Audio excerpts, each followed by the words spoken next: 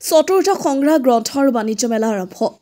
12ৰহনীয়া সাংস্কৃতিক শোভাযাত্ৰাই মুহিলে ৰাইজক সোমবাৰৰ পৰা 7 দিনীয়াকৈ অনুষ্ঠিত হ'ল চতুৰ্থ সংগ্ৰহ গ্ৰন্থ আৰু বাণিজ্য মেলা বৰপেটা জিলাৰ চেঙা ৰাজচক্ৰৰ অন্তৰ্গত সংগ্ৰাত এইবেলি অনুষ্ঠিত হৈছে চতুৰ্থ সংগ্ৰহ গ্ৰন্থ আৰু বাণিজ্য মেলা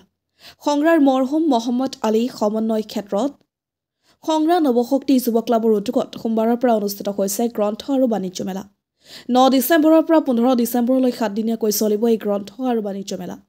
পতাকা উত্তোলন কৰে নৱশক্তি যুৱ ক্লাবৰ সভাপতি সুলতান জয়নুৰ ৰহমানে পুৱা 10 বজাত সাংস্কৃতিক শোভাযাত্ৰা উলিওৱা হয় 12ৰহনীয়া সাংস্কৃতিক শোভাযাত্ৰা উদ্বোধন কৰে বিশিষ্ট সমাজসেৱক আব্দুল ৱাহাবে সাংস্কৃতিক শোভাযাত্ৰাত বিভিন্ন জাতি জনগোষ্ঠীৰ কৃষ্টি সংস্কৃতি দাঙি ধৰাৰ প্ৰয়াস কৰে উদযাপন সমিতিয়ে আকৰ্ষণীয় আৰু দৃষ্টিনন্দন সাংস্কৃতিক শোভাযাত্ৰাই বাটৰুৱা তথা ৰাইজক মোহিত কৰে শোভাযাত্ৰাটোত আমন্ত্ৰিত অতিথি হিচাপে বিশিষ্ট অভিনেত্ৰী মনালিছা আহমেদ বিশিষ্ট সমাজসেৱক ফেৰদৌছ আলী উদযাপন সমিতিৰ সভাপতি জুলহাছ আলীকে ধৰি বিভিন্ন শিক্ষা অনুষ্ঠানৰ ছাত্ৰ-ছাত্ৰীৰ লগতে অনুষ্ঠান প্ৰতিষ্ঠানৰ লোকসকলে অংশগ্ৰহণ কৰে শোভাযাত্ৰা সমাপ্ত হোৱাৰ পাছত প্ৰদৰ্শনী দ্বাৰ মুকলি কৰা হয় প্ৰদৰ্শনী দ্বাৰ মুকলি কৰে দক্ষিণ পূব সৰুক্ষেত্ৰী জিলা পৰিষদৰ প্ৰাক্তন সদস্য বাবুল আলীয়ে উল্লেখ্য যে পুৱা বৃক্ষৰোপণ কাৰ্যসূচী সম্পন্ন হোৱাৰ পাছত মূল তৰুণৰ দ্বাৰ মুকলি কৰে কুকুৰপাৰ হাইস্কুলৰ শিক্ষক আব্দুল লতিফে বৰপেটা চেঙাৰ পৰা লাচিত বানৰ report north east frontier news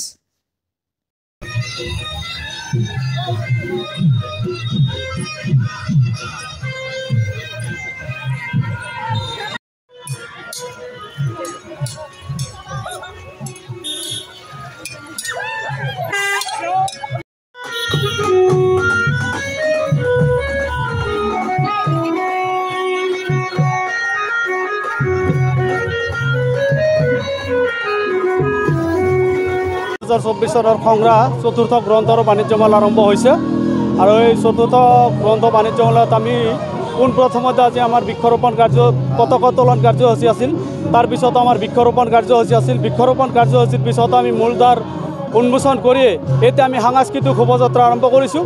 চতুৰ্থ বাৰ্ষিক গ্ৰন্থ বাণিজ্য মেলা উদযাপন হোৱাৰ ৰাতিপুৱাৰ কেইবাটাও কাৰ্যসূচী ইতিমধ্যে সাফল্যমণ্ডিত হৈছেহি আৰু তাৰে ভিতৰত উল্লেখনীয় কাৰ্যসূচী যিটো সাংস্কৃতিক শোভাযাত্ৰা আৰু এইবেলিৰ সাংস্কৃতিক শোভাযাত্ৰাত এটি নতুন মূল্যায়ন কৰিছে বুলি আমাৰ সবৰে বিশ্বাস হৈছে আৰু আজিৰ পৰাই আমি আৰু এটি সংকল্প ল'বলৈ মানে আশাবাদী অহা দিনতো যাতে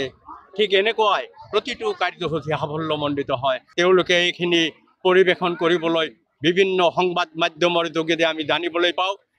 ইয়াৰে কৰ্ণধাৰ কমিটিক আমাৰ সংগ্ৰাৰ এজন সচেতন নাগৰিক হিচাপে আহ্বান থাকিব এই মাটিত এই সংগ্ৰাৰ এইখন এলেকাৰ নাম ইতিমধ্যে সামাজিকভাৱে বিদ্যাপাৰা বুলি নামাকৰণ কৰা হৈছে গতিকে এই বিদ্যাপাৰাত কোনো ধৰণৰ যাতে অসামাজিক অনৈতিক কামৰ শুভাৰম্ভ নহয় নতুনকৈ তেওঁলোকক যাতে উদগনি দিয়া নহয় তাৰ কাৰণে তেওঁলোকে যাতে তীক্ষ্ণ দৃষ্টি ৰাখে তাৰে এই কামনা কৰিছে নৱশক্তি যুৱ ক্লাবৰ উদ্যোগত আয়োজিত চতুৰ্থ গ্ৰন্থ আৰু বাণিজ্য মেলাৰ আজি বৰ্ণাঢ্য কাৰ্যসূচীৰে শুভাৰম্ভ হৈছে আৰু আপোনালোকে দেখিবলৈ পাইছে আজিৰ যি শোভাযাত্ৰা এই শোভাযাত্ৰাত এই অঞ্চলৰ যথেষ্ট সংখ্যক আমাৰ বুদ্ধিজীৱীৰ পৰা আৰম্ভ কৰি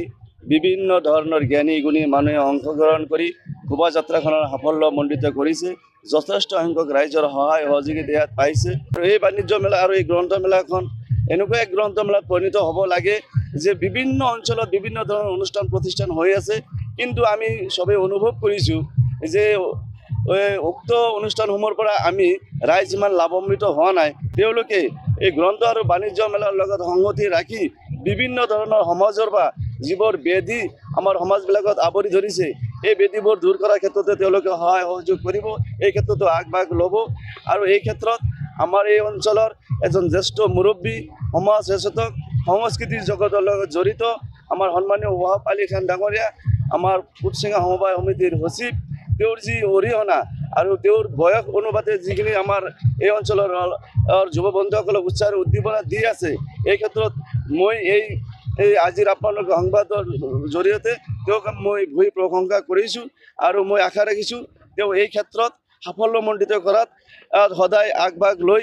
আগবাঢ়ি যাব বুলি আশা ৰাখিছোঁ আৰু আমাৰ আজিৰ যি প্ৰদৰ্শনী এই প্ৰদৰ্শনী উন্মোচক হিচাপে মোক আমন্ত্ৰণ কৰিছিল প্ৰদৰ্শনীখিনি উন্মোচন কৰিলোঁ ইয়াত বিভিন্ন ধৰণৰ এই অঞ্চলৰ মানচিত্ৰ বা আৰম্ভ কৰি আমাৰ পুৰণি জগতৰ যি সা সঁজুলি বিভিন্ন ধৰণৰ প্ৰদৰ্শনীমূলক বস্তু ইয়াত তেওঁলোকে ৰাখিছে ইয়াৰ পৰা আমাৰ নতুন প্ৰজন্মই যাতে উপলব্ধি কৰিব পাৰে